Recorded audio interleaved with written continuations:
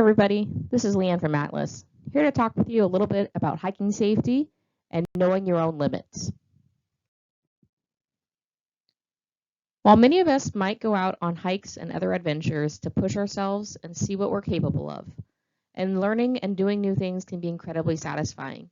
If you're over pushing and straining, you can put yourself and others at risk if you're not respecting your own limits.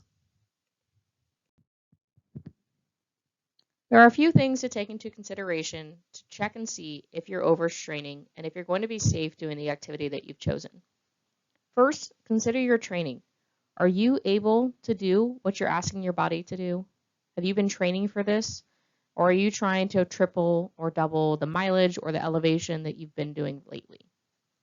Think about your experience. Have you done something of this magnitude before? Do you have the particular skills that you need in order to achieve this particular task?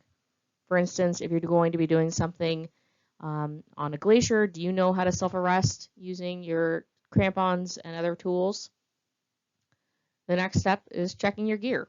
Do you have the gear that you need to be safe? Do you have the right ropes? Do you have the right crampons? Do you have the right ice axe? And if you don't, then it's probably not the right time to be attempting this. Number 4, think of the weather conditions.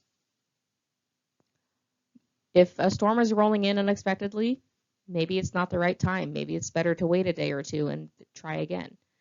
If you don't have the right equipment and the gear to handle the weather, then you're probably either overstraining yourself or your gear.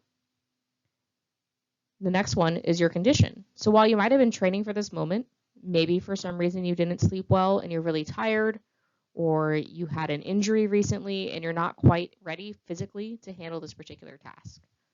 And then the last thing is to consider your companions and whether or not they're ready.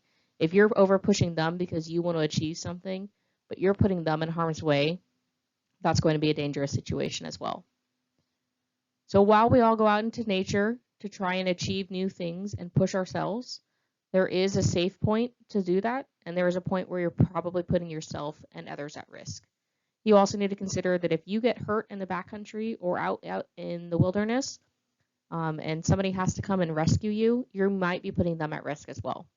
So consider where you're at and be mindful of that before you take on a new task.